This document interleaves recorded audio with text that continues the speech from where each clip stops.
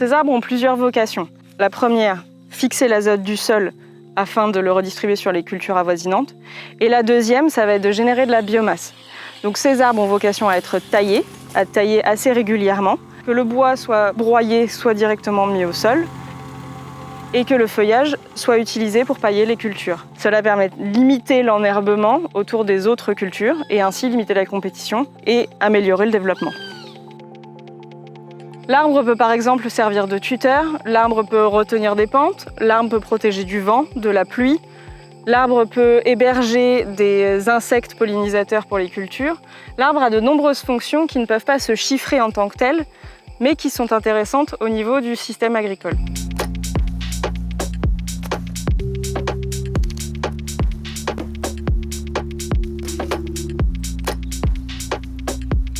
L'arbre peut apporter un rôle de protection, notamment contre le vent. Par exemple, ici sur cette parcelle, l'intégralité de cette butte était cultivée en banane. Seulement avec l'ouverture de la parcelle derrière par le voisin, les arbres étant tombés n'apportaient plus la protection contre le vent s'est engouffré dans la parcelle et a fait tomber l'intégralité des bananiers sur cette parcelle. Il peut donc être intéressant de garder des haies en bordure de parcelle ou de les planter si l'environnement change. Et donc, ces arbres peuvent protéger ainsi les cultures mises en place à l'intérieur de la parcelle.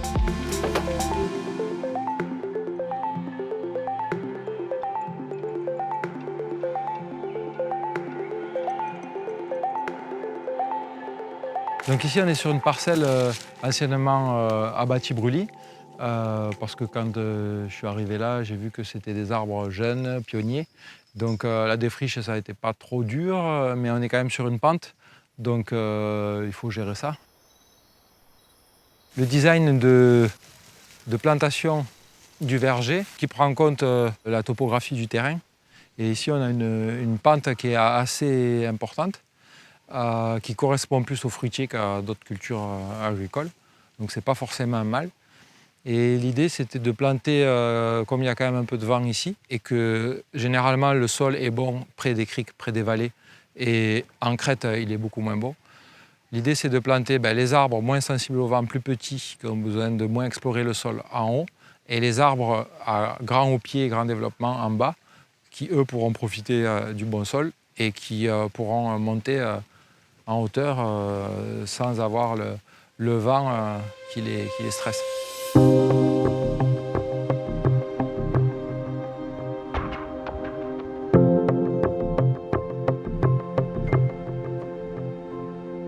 Ici, sur cette parcelle, les agriculteurs faisaient face à un gros problème d'érosion avec cette pente qui est quand même très importante, même pour la Guyane. Donc, ce qu'on a fait, c'est qu'on a planté des pois sucrés selon la courbe de niveau qui suit la pente afin de retenir le sol. On a fait le choix de planter des fixateurs d'azote, que sont les pois sucrés, pour en même temps apporter une fertilité à un sol qui a déjà été très appauvri par le passé.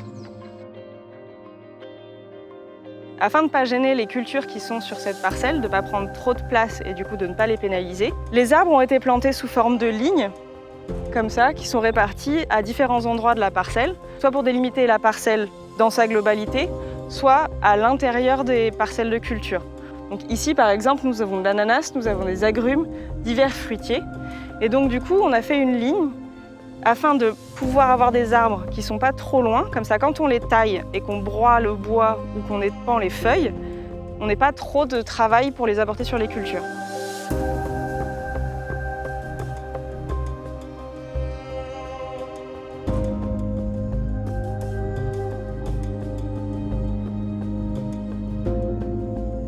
En fait, je pars du postulat que plus il y a de la diversité, plus on peut gagner en efficacité. Parce que quand on est en bio, on n'a pas des aides antifongiques, bactéricides, ni même engrais. Et en fait, lorsque les plantes grandissent ensemble, elles auront une tendance à profiter l'une de l'autre, à se compléter. Donc c'est bien avant de se lancer dans une plantation, d'éliminer tous les petits problèmes qui seront plus compliqués à éliminer plus tard. Donc en fait, il faut faire feu de tout bois et pas hésiter à lorsqu'on commence à aller voir les personnes qui ont beaucoup d'expérience, donc qui ont un certain âge et qui sont passionnés, hein, c'est mieux, et qui vont donner leur avis. Et on aura forcément des avis divergents, parce qu'on a des sensibilités qui ne sont pas les mêmes, mais on peut s'éviter des écueils, voilà, des gros écueils.